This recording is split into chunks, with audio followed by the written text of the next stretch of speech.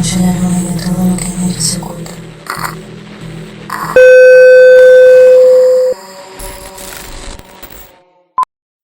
En el tiempo que llevo trabajando en las carreteras, he sido el protagonista de muchas historias surrealistas, algunas terroríficas y otras simplemente extrañas. Corría la década de los 90 cuando recién empezaba y en mi primer viaje largo en solitario, tenía que llegar hasta un municipio ubicado en el centro del departamento del Cauca en Colombia. Aquel viaje me tomaría unas 12 o 10 horas como mínimo, así que para evitar el tráfico y poder manejar tranquilo, decidí realizarlo de noche y así agarrar la carretera en la madrugada, para poder llegar a mi destino con el primer rayo de sol. Más o menos a mitad de camino decidí parar para comer algo y estirar las piernas, y el lugar al que llegué era prácticamente una pequeña casa con una terracita la cual se usaba como restaurante para los camioneros. Eran pasadas las 3 de la mañana y extrañamente yo era el único en aquella fonda. La doña que atendía me miró con extrañez, como si estuviera sorprendida de verme ahí. Ella tomó mi orden, pero no se aguantó las ganas de preguntarme. «Eres nuevo en esto, ¿verdad?», dijo ella. «Sí, señora. ¿Cómo lo supo?». «Es que los de su gremio suelen evitar pasar por esta ruta a esta hora». Aquello me preocupó un poco, puesto que pensé que eran víctimas de asaltos o algo por el estilo, lo cual no es algo completamente descabellado. Pero lo que la doña me comentó después fue algo que no me esperaba y, para serles franco, no le creí al principio. Ella me dijo que en el kilómetro que quedaba más adelante, como a unos 20 minutos más o menos, se aparecían espantos. Me dijo que podía dar fe y testimonio de que por aquellos lados pasaban cosas raras. Pero bueno, ella dijo que no me sugestionara, que yo sabía cómo era la gente de por aquellos lados, con sus costumbres, sus creencias. Así que, después de terminar de comer y descansar un rato, prendí mi camión y tomé carretera. En el camino comencé a divagar con respecto a lo que la señora del restaurante me había comentado y, para ser sincero, con la solitaria ruta, la oscuridad de la noche, sí sentí un poco de miedo. Y llegando al susodicho kilómetro que la doña había mencionado anteriormente, noté que al lado de la carretera, sobre un terreno de tierra, brillaba una luz muy tenue que parecía provenir de una casa bastante pequeña. Yo reduje la velocidad y me percaté de que lo que yo pensaba que era una casa, en realidad era una pequeña capilla en mitad de la nada. No obstante, no fue eso lo que me hizo sentir incómodo. Lo que me hizo sentir más extraño con respecto a todo eso es que a medida que reducía la velocidad, en la oscuridad de la noche, podría jurar que en la ventana de aquella capilla se asomaba el rostro de una persona. Un rostro cubierto por un velo negro, un rostro completamente rojo. En ese instante la luz de la vela empezó a parpadear y se apagó de la nada. Conforme avanzaba, veía cómo aquella capilla se perdía por el retrovisor, lo cual me dio una pequeña sensación de alivio, pero solamente fue momentáneo. Al poner mis ojos de vuelta en la carretera y mientras iba volteando una curva, vi cómo varias siluetas empezaban a dibujarse entre la neblina. Era una especie de peregrinación. Eran personas caminando a un lado de la calle a eso de las 4 de la mañana, y aunque las ventanas estaban completamente cerradas, podía escuchar sus rezos. Pasé por un lado sin voltear la mirada porque algo en mi mente me decía que si yo hacía eso, vería algo de lo que me arrepentiría. Lamentablemente aquella corazonada no fue suficiente, pues pudo más mi curiosidad, y aunque no volteé por completo, sí logré distinguir una de aquellas cosas. Aquellas figuras que caminaban a un lado de la carretera no tenían rostro. Sus ojos, su boca, su nariz estaban ahí, sí, pero su piel no, estaba completamente en carne viva. Era como si les hubiesen arrancado el rostro. Por el mismo rabillo del ojo vi como una de aquellas cosas volteó a verme y pude distinguir una sonrisa burlona. Cuando salí de aquella ruta paré el camión y me bajé a vomitar por la impresión. Comencé a llorar, a rezar, y eso que yo nunca he sido una persona creyente. En el trayecto de regreso procuré hacerlo de día, y al pasar por aquel lugar donde estaba la iglesia, noté que no había nada sobre aquel terreno. Donde se supone que estaba la capilla, solo habían escombros. A medida que me alejaba sentía que algo me observaba. No fui capaz de voltear, pero sé perfectamente que aquellas cosas estaban ahí, observándome desde lejos. Hola. Quiero empezar por decirles que el hecho de que hoy esté aquí contando esta historia es prueba más que suficiente que Dios existe. Soy camionero de profesión desde hace ya 30 años y la mayoría de mis viajes requieren que me ausente por periodos relativamente largos. Cuando nació mi primera hija, esto me afectó un poco más. No quería estar lejos de mi niña por mucho tiempo, así que cuando me tocaba hacerlo, siempre me aseguraba de llevarle un regalo al regresar. Y esta vez no fue la excepción. Más teniendo en cuenta que se acercaba su cumpleaños y que precisamente llegaría a casa un día antes para darle la sorpresa.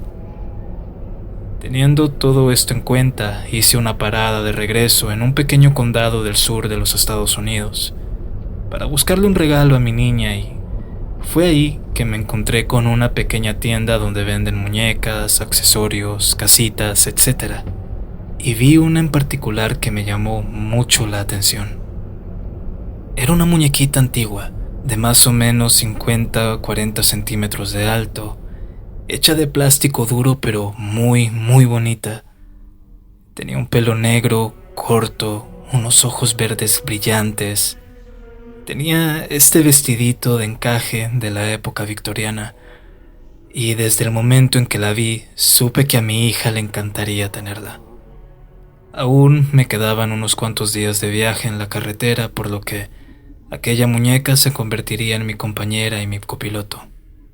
La primera noche en la carretera, me di cuenta que algo estaba muy, muy mal con aquella muñeca.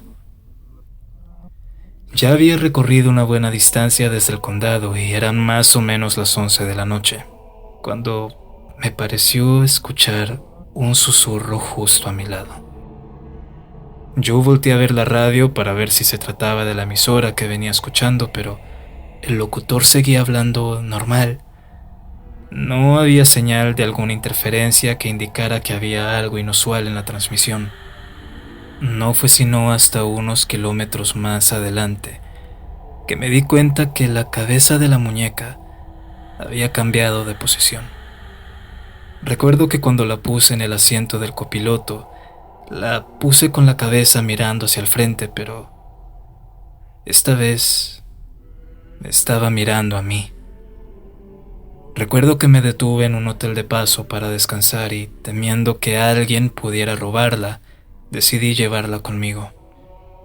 Más tarde aquella noche, no sé si fue producto de mi sugestión, no sé si fue un sueño, pero podría jurar que escuchaba pasitos por toda la habitación, como si un niño estuviera corriendo por todo el lugar.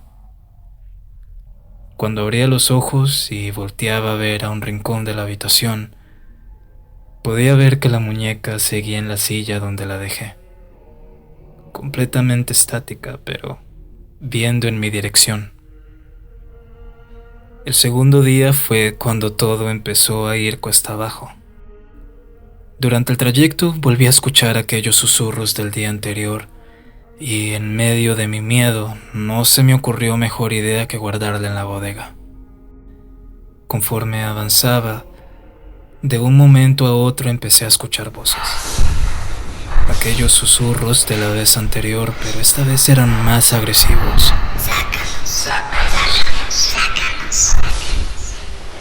Yo frené en seco. Me bajé del camión y la saqué de la bodega para volverla a poner en el asiento del copiloto. Y ahí me quedé un rato, procesando, tratando de asegurarme de que no me estuviera volviendo loco. Empecé a reírme nerviosamente y, con incredulidad y de manera irónica, tomé la muñeca en mis manos y le dije: «No me vas a matar de un susto, condenada». Poco sabía yo el peso que tendrían aquellas palabras, ya que un poco más adelante, mi camión se salió del camino. Yo venía en línea recta y del otro lado del carril venía otro camión, nada fuera de lo común, excepto que de un momento a otro sentí una especie de tirón en el volante que me puso en dirección hacia el otro camión. Como pude, logré maniobrarlo para no chocar de frente, pero hubo un roce que prácticamente me sacó de la carretera debido a la velocidad que iba, y gracias a esto terminé chocando con un árbol. Yo quedé bastante golpeado y el otro conductor fue quien se bajó a auxiliarme. Cuando llegaron los paramédicos y la policía, estos últimos me preguntaron acerca del otro pasajero. ¿Perdón?, le pregunté yo al policía que me estaba interrogando. Sí, señor. Su colega dice que usted venía con alguien más, una mujer vestida de una manera muy extraña, y él asegura que vio cuando ella le tiró el volante para que chocara. Aquello me dejó perplejo. Le dije que no venía nadie más conmigo excepto la muñeca que le había comprado a mi hija. Incluso mi desesperación fue tal que le describí cómo era la muñeca. El oficial solamente me vio como si yo estuviera loco, así que llamó a su compañero y fueron a revisar el camión, pero la muñeca ya no estaba ahí. Estuve unos cuantos días en el hospital y mi esposa y mi hija fueron a verme. No era como quería que pasara su cumpleaños, pero al menos su papá estaba vivo, y por una parte me atrevería a decir que me alegro de que sucediera aquel accidente, y es porque no me quiero ni imaginar qué hubiese pasado si aquella cosa hubiese entrado a mi casa, si se la hubiese dado a mi hija. Hola, seguramente ustedes habrán escuchado historias de lugares insólitos, pueblitos que más que todo no aparecen en el mapa, lugares donde los equipos de comunicación empiezan a fallar o donde se siente un ambiente pesado. Algunas personas toman estos relatos como simples leyendas o cuentos que la gente normalmente cuenta para asustar a los demás, pero esto es hasta que se convierten en los protagonistas de uno de ellos. Esta historia nos sucedió a mi papá y a mí cuando él trabajaba como trailero y yo solía ser su acompañante. En uno de nuestros viajes de regreso, papá quiso parar en algún lugar para tomar un respiro como normalmente solíamos hacer al regresar a casa, solo que esta vez no salió como esperamos. No habíamos hecho nada distinto a las otras veces. De hecho, tomamos siempre la misma ruta de camino a casa, y en esta ruta había una variedad de hoteles de paso y cafeterías y fondas a un lado de la carretera. Ya saben, lugares típicos donde se hacen las paradas. Antes de llegar a esta parte del camino, siempre hay un billboard gigante de Marlboro el cual usamos como punto de referencia. Recuerdo que esta vez ya habíamos cruzado aquel billboard para llegar hasta donde estaban los hoteles, pero curiosamente no vimos nada de ello. Recuerdo que papá empezó a preocuparse puesto que la radio había dejado de funcionar de repente y el sol estaba empezando a ponerse. Ya estábamos al borde de una crisis nerviosa por el estrés cuando, de repente, empecé a ver varias casitas dibujarse a lo lejos. Por un momento sentimos alivio puesto que podríamos parar y preguntar en aquel pueblo dónde estábamos y así mismo retomar el camino a casa. Pero a medida que nos acercábamos, las casas se veían más como ruinas, como si llevaran muchos años abandonadas. Algunas incluso no tenían puertas ni ventanas y otras estaban completamente selladas. No había rastro de personas, no había niños en las calles, no habían autos. Era prácticamente un pueblo fantasma. Lo único que llamó nuestra atención fueron varias aves que se posaban sobre los techos de aquellas casas. Eran aves enormes, casi del tamaño de un niño. Al vernos llegar, algunas incluso se bajaron y lentamente se posaron a un lado del camino. Yo empecé a ponerme nervioso y más aún cuando vi que papá empezó a rezar entre murmullos. Sus labios temblaban y su mirada solamente estaba fija hacia adelante. Cuando le pregunté qué ocurría, papá me volteó a ver y solamente atinó a decir: «Son brujas, mijo». Mi curiosidad me llevó a ver por la ventanilla y noté cómo aquellas aves se empezaban a acercar a ambos lados del camión. Pero lo que más miedo me hizo sentir fue el sonido que hacían aquellas aves. No era normal. Era una especie de chillido que sonaba como una risa macabra. Poco a poco fuimos dejando atrás aquel lugar mientras aquellas risas se hacían eco en nuestros oídos.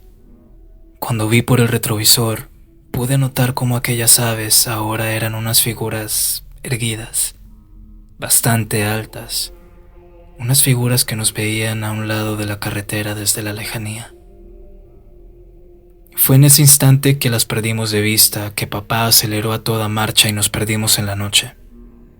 Después de una media hora empezamos a reconocer la carretera. Habíamos vuelto a donde estaba el billboard de Marlboro y un poco más adelante aparecieron los hoteles a los que normalmente íbamos. Aquello fue extraño, por decirlo poco, tétrico. Era como si nos hubiésemos perdido en otro plano.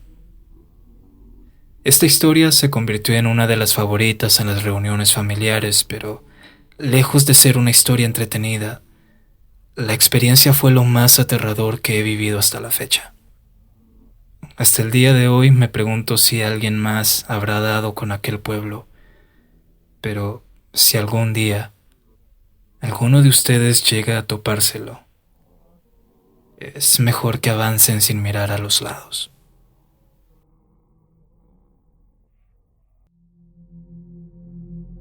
¿Les gustó este relato que acaban de escuchar? Si es así, me alegra mucho. No se olviden de darle pulgar arriba, de compartirlo con su familia y amigos y de suscribirse a este canal para más contenido como este. Sin más que añadir, los dejo en compañía de la noche y de todo lo que en ella se oculta. Mi nombre es Nictoria, y que la noche los bendiga.